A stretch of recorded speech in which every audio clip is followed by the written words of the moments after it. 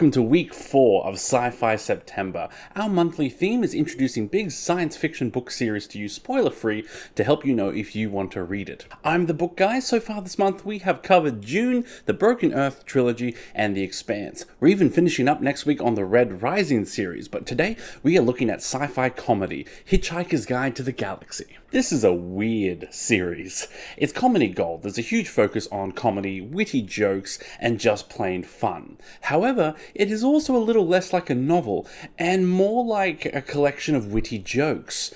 So the plot here is pretty random. It's a bit disjointed, and the characters are fun but not really deep. The appeal of the series lies in clever humor and profound ideas. The story is full of absurd settings that end up kind of having a lot to say about the universe and life itself. So there are some big strengths and some big weaknesses to this series, but I'm going to lay it all out there so you can decide for yourself if you want to hitchhike your way through the galaxy. Your basic Englishman, Arthur Dent, finds a bunch of bulldozers outside of his house. It's a destruction crew, and because of a dumb bureaucratic mistake, they're ready to demolish his house. At the same time, a fleet of spaceships appear above Earth, ready to do the exact same thing on a planetary scale, and demolish the entire Earth because of bureaucracy. Arthur is saved by his best friend, Ford Prefect, who it turns out Ford is an alien working as a journalist on Earth. He's working to contribute towards the Hitchhiker's Guide to the Galaxy. So with the Earth completely destroyed, Arthur Dent, the last surviving human, begins a journey through the galaxy with his alien friend, through all sorts of weird, bizarre, and whimsy adventures. Now, I was excited to read The Hitchhiker's Guide to the Galaxy. See, I'm a supermassive fan of Discworld by Terry Pratchett. I've got all 41 books and read them all. Loved every single one except Pyramids. Now, for years, I've been hearing people say that Discworld and Hitchhikers are extremely similar. I basically got the impression that they were the fantasy and sci-fi version of each other. Then I started reading Hitchhikers and I was kind of disappointed, for no other reason than it wasn't exactly like Discworld in space. I had to adjust my thinking and appreciate the series for what it is, not what I wanted it to be. And isn't that the truth? That sometimes we just don't enjoy a story because it's not what we thought it should be. Sometimes we've got to just sit back and relax and accept it for what it is. It's a skill you got to practice sometimes, but anyway. I understand why people compare Hitchhikers to Discworld, and I will compare it to Discworld a few times in this video, but the biggest difference between the two is the plot. See, the Discworld novels have great plots, particularly the City Watch books. Those are tightly plotted mystery novels with subtle clues and big revelations. Hitchhikers doesn't really do plot.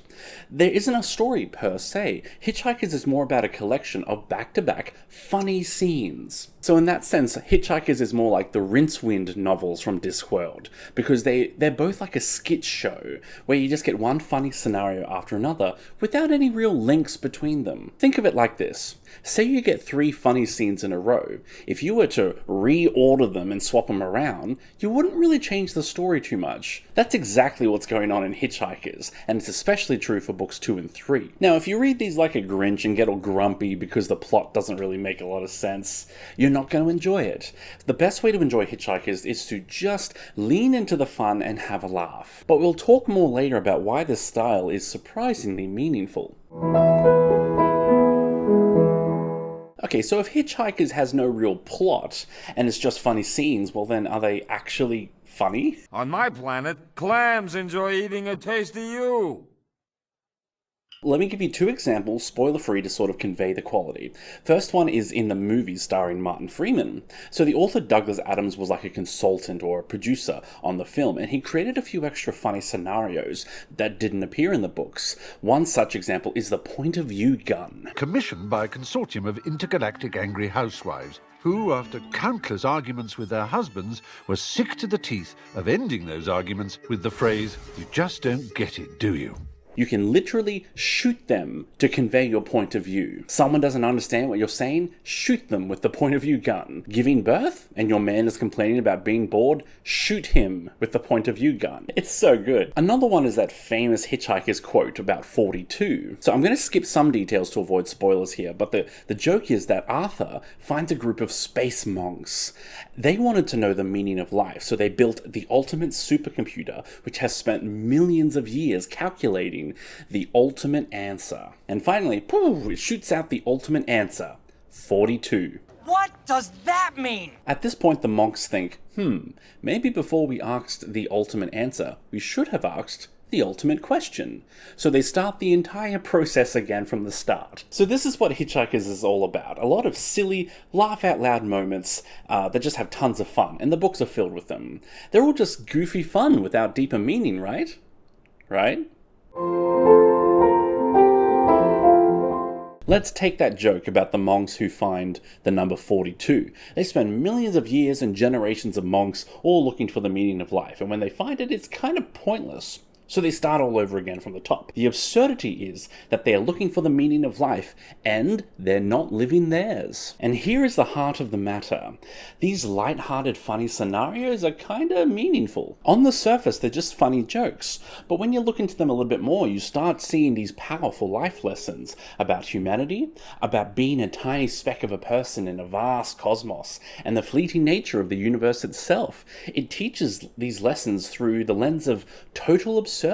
That said, all of the deeper meanings are kind of bleak. Tonight on Sick Sad World! Consider the book's beginning. The Earth is literally destroyed in the very opening of the first book. And what's amazing is the Earth ceases to exist, and the universe just keeps on going. The story just keeps on going. It's an epic scene of destruction, and yet it's completely anticlimactic. It paints a picture of how small the world actually is, how utterly insignificant its existence is to the wider universe, and how little impact it would make if it were just utterly destroyed. It's almost nihilism. The world is empty. There is no point to anything, and you're just gonna die. So do whatever. This is the perfect time to compare Hitchhikers to Discworld again. There are a lot of similarities in this era, both the funny stories that have a deeper meaning. Both authors were also atheists and quite outspoken about it. Just look at these two quotes I found. There is a rumor going around that I have found God. I think this is unlikely, because I have enough difficulty finding my keys, and there is empirical evidence that they exist. If you describe yourself as atheist, some people will say, don't you mean agnostic? It's easy to say that I'm a radical atheist, just to signal that I really mean it, have thought about it a great deal, and that it's an opinion I hold seriously. Wanna play? No. Are you sure? Yes. But here's the big difference between the two. Terry's beliefs were, yes, that the universe is vast and cruel, yet he also clearly believed that the world was filled with beauty, and humanity was filled with beauty, and we should celebrate it. There's some good in this world, Mr. Fertile. And it's worth fighting for. Douglas, on the other hand, was a lot more cynical. His beliefs seemed to imply that life was meaningless and absurd, so just chill out and have a laugh. The short version is that Discworld is a lot more hopeful and optimistic. So that's part of why I prefer Discworld, because it does align a bit closer to my own personal beliefs, but there's a lot to appreciate about Hitchhikers and the absurd philosophy as well. And we shouldn't just read from people who agree with us. That's confirmation bias, and that's a whole nother problem. Just keep in mind that Hitchhikers has lots of funny scenes with surprising depth, but the depth can be a little bit dark and cynical as well. If you're into it, then by all means enjoy this series. Also, before I go any further, I'll address the elephant in the room. Once again, I have got these really cheap second-hand versions of the series, because I would like to be the booktuber who has cheap books, because I actually read them. If you want to collect fancy book covers, by all means. But I'm going to do them on the cheap, because that's just me. And it's okay if you want to do that too. So the series has 5 major characters, and they do appear in almost every book. They are the core cast of the story. Just keep in mind they're all kind of one-dimensional. There's not a lot of deep character work here. They're here for the comedy, okay? Arthur Dent is the main guy. He's hapless and lost, and kind of in a constant state of bewilderment and overwhelm. So he is the quintessential hitchhiker. He's not necessarily clever or fearless, or any sort of brave protagonist you might expect. He's always out of his depth. Ford Prefect is the journalist working on the Hitchhiker's Guide, and he's Arthur's best friend. Now, you might think that a galactic investigative journalist would be a real go-getter, but no. Ford is a total fraidy cat. Just so you know, he's a bloody coward. He's the first to run from danger and the first to give up. In that sense, he's a bit like Rincewind from Discworld. I know, another Discworld similarity. Trillian is the last human female, where Arthur hitchhikes with Ford in desperation. Trillian is courted by a rich and powerful alien, and lives in a super ship. So she's a hitchhiker too, but unlike Arthur, she seems born for it. She has none of the problems Arthur does. She's almost like the poster girl for hitchhiking done right. Zaphod Beeblebrox is the president of the galaxy. So this guy's a lot like Zap Brannigan from Futurama. That's for schoolgirls. Now here's a route with some chest hair. Just that over-the-top cocky, sure of himself, while at the same time being completely incompetent. But unlike Zap, who is kind of unlikable and annoying, Zaphod is quite lovable. He's unaware of his own absurdity, just this sincere, goofy mook who believes his own hype. And finally, the best one, Marvin, the depressed robot, the absolute fan favorite of the series. So Marvin is just miserable all the time and always finds fault in any situation. It's quintessential British humor. Here I am, brain the size of a planet, and they ask me to take you up to the bridge. Call that job satisfaction, because I don't. Probably the most comedy-heavy character in the series. Let's talk about Douglas Adams himself, because he does have a really fascinating life story. So Douglas always wanted to be a writer. In his early 20s, he actually got to start working with the Monty Python crew. Here's a shot of him on the set as a surgeon in one of the skits that he helped write. However, Monty Python's Flying Circus TV show ended in 1974, and for 5 years, Douglas was just about entirely out of work as a writer. He started working crappy odd jobs to make ends meet, including cleaning out chicken sheds. He even went to therapy for a time to cope with having no writing work, but he stopped his therapy after a while, saying, "After a while I realized it was like a farmer complaining about the weather. You can't fix the weather, you just have to get on with it." He was able to get some work writing for Doctor Who, so he wrote 4 stories for Tom Baker's Doctor, and they were serialized and released over 13 episodes, as was done at the time. Eventually Douglas got into radio, and that's where he had his real breakthrough. He pitched the concept of the Hitchhiker's Guide to his station managers, and it got approved for a radio production. See, Douglas was once backpacking across Europe, and one night he got pretty drunk and he was lying out on the field. In his pocket, he had a book called The Hitchhiker's Guide to Europe, and as he was looking up at the stars, he thought, "I wish there was a Hitchhiker's Guide to the Galaxy." So Hitchhikers started as a radio production in 1979. It had a cast of actors, sound effects, and it was performed as a live drama. They did 6 episodes, and it was just about an instant hit. And that's when Douglas wrote a book based off the radio recordings. So he adapted the story into book form. And in the first 3 months, the book sold 250,000 copies. So it was a big breakthrough for Douglas. Now, books 2 and 3 were quite similar in that they were a radio production first, and then he novelized those. And then books 4 and 5 that were the other way around, where he wrote the book first, and then they made radio productions based off them. Now, initially there were differences between the radio and book production. There was even some outrage among fans about changes in the story. But remember, Douglas Adams was the main writer on the radio and the sole writer for the novel, so it really was him in charge all the way through. It was just a case of him changing the story to suit the format a little bit better. But as it stands, the books are considered the most canon. And there are multiple versions of the Hitchhiker's story. And I couldn't believe this when I was researching it, but there were the radio plays and the novels. There's also stage plays, the movies, comic book adaptations, and even games. Like, Hitchhikers is a franchise. So that's the history of its creation. However, I do want to discuss 2 more details about Douglas and his writing style, because they give a bit of greater context for his work. So this is an ongoing joke, and it's even in my video title, a trilogy in 6 parts. The story was meant to be a trilogy originally, but he just kept writing a little bit more and a little bit more. This is part of the whole no real plot thing I mentioned earlier. The story is mostly a collection of funny scenes, and therefore there's no real limit. You just keep writing funny scenes, and that's exactly what Douglas did. One thing to note, as the series goes on, it does kind of feel like more of the same. See, the formula worked so well, so he didn't really change it. Now, for audiences at the time, it was a great thing. They would be like, oh, another book has come out. Oh, and yay, it's exactly like the last one. That's just what I wanted. Where meanwhile, for audiences today, it can feel almost a little repetitive. That may be a good thing or a bad thing, depending on whether you like the series. I love deadlines.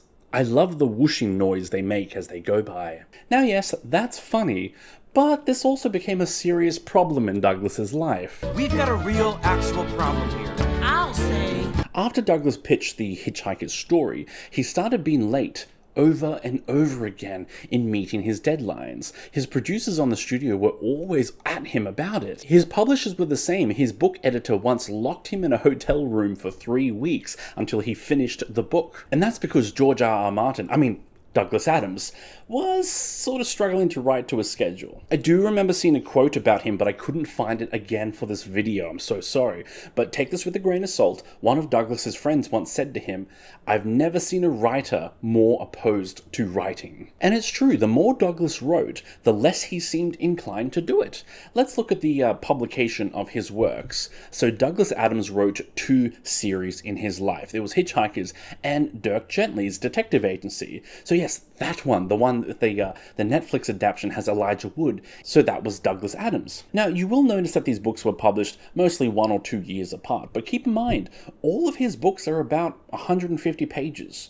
They're pretty short, and many of these publication dates were still way past what they should have been. Also notice that in the entire decade of the 90s, he only published 1 book. Now, sadly, Douglas did die in 2001 from a rather sudden heart attack at the age of 49. At the time of death, he was working on 1 more Hitchhiker's book and 1 more Dirk Gently's book. The final Dirk Gently book was mostly complete, so it was published after his death. The final Hitchhiker's novel was largely written by Owen Colfer, which we'll get to in a second. So this is another area where Hitchhikers is different to Discworld, because the more Terry Pratchett wrote, the more he wanted to write. That guy loved his craft and just couldn't get enough of it, whereas Douglas Adams seemed to almost hate his own craft, or at least avoided doing it as much as possible. I can't say what his reasons were for this writing approach, and I won't speculate, but this attitude towards writing really did affect his later books and in the way that the story was left unfinished. One little thing I'll note here,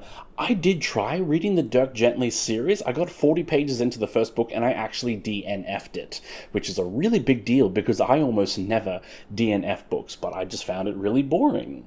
So, can't help you with that one. Book 4, So Long and Thanks for All the Fish, is a weird novel. It largely doesn't fit with the rest of the series, and I'm going to spoil just a teeny tiny little bit to give you context of what goes on in this one. So you know how Earth was destroyed at the start of the very first book? Yeah. Well, Arthur is now back on Earth. Yep, back on Earth. We don't know how or why.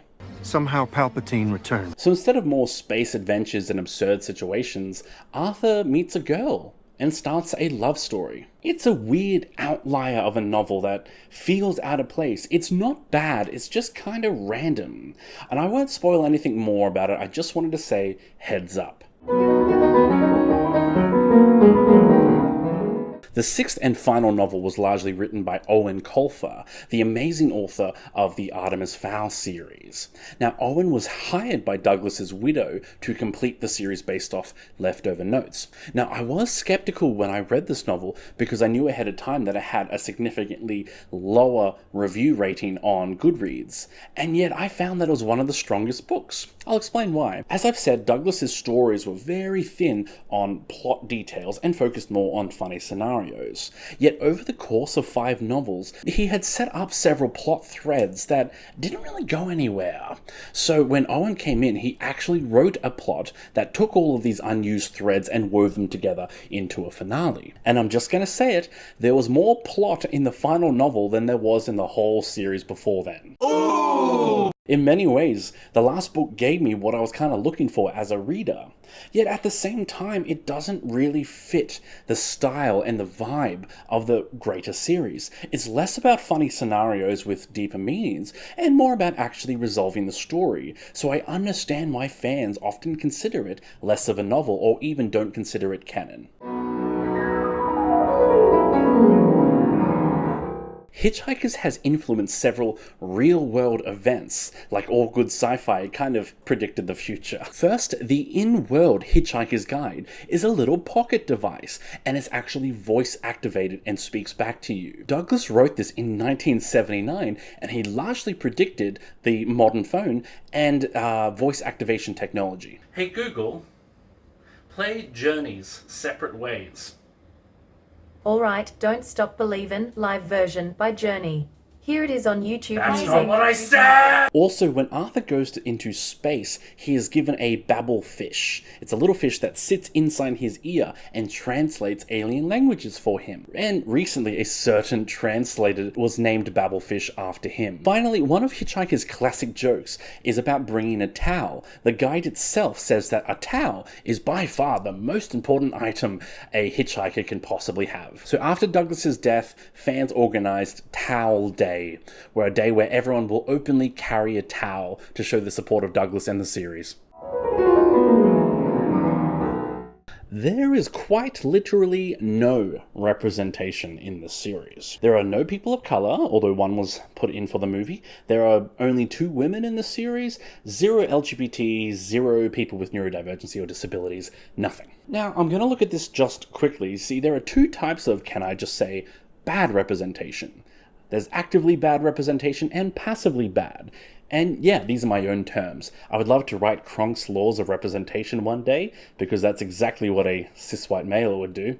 Anyway, so actively bad representation is where you get harmful stereotypes, or they normalize prejudicial behavior. So things like all the villains are black people, or all the women are in domestic roles, that sort of thing. So normalizing stereotypes. Passively bad representation, on the other hand, is where people from minorities simply don't exist. Now, this isn't as offensive as the active type, but it can still be harmful. No representation helps to create a worldview where everyone in the world is exactly like me. And it doesn't allow for greater empathy or understanding towards different people, or from or different cultures and different life paths. So if you do find a story that has no representation, just remember, it's not the world we live in. There are heaps of people in our world who are different to you, and they all deserve to be seen, heard, and respected. Anyway, that's enough dancing with controversy for one internet video. There's no real content warning for this series, except that it's just bleak. The themes can be depressing and really endorse a worldview where life is meaningless. So if you're really someone who struggles with depression, and especially the existential dread depression, this might be a bit of a trigger warning. Otherwise, there's really nothing to worry about here. Oh, except for one F-bomb, though it is brilliantly placed. Kinda. As I said, Owen does focus on wrapping up any of the unresolved plot lines, yet at the same time the final novel does feel so dissimilar to the rest of the series, so it doesn't really feel like a Hitchhiker's novel. Personally, I am glad that I read to the end of the series and read the final novel, because it does resolve things pretty well, and yet it kind of left me with the feeling of, oh, is that it? The first book is a brilliant starting place, and it will let you know right away if the series is for you. Just keep in mind something. The first book is also the best book. The series peaks hard at book 1. So the first book introduces all the players, so the style, the jokes, the vibe of the whole series. The future books are essentially the same concept again, but with new jokes. The first one's the only real original. So yes, the first book will give you a good example of the quality of the series, but it doesn't exactly get better. So if you like it and want more of the same, then by all means the series is for you. Good luck and happy reading. Well, that was my introduction to the Hitchhiker's Guide to the Galaxy, and I hope you now know if you want to try it for yourself. Now, we're almost finished with Sci-Fi September. As I mentioned, we're saving the best for last. We're ending the month on the Red Rising series, which is just a fantastic series. I just finished Lightbringer last night, and whew, I got a lot to talk about, so let's go. I hope you'll join me for that. Now, next month we are doing Old School October. So it's a monthly theme looking at classic fantasy from the 50s through to the 80s and 90s-ish. I'm putting up a poll this week of different book series, and you can vote on which ones you want me to talk about. If you want to support the work I'm doing, please subscribe to the channel or share one of my videos to a friend to help encourage more reading. You can also check out our shop, Rainbow Space Unicorn, for bookish laptop bags and all sorts of cool, cutesy goodies. I'll see you next time, everyone, and I love you all. Bye!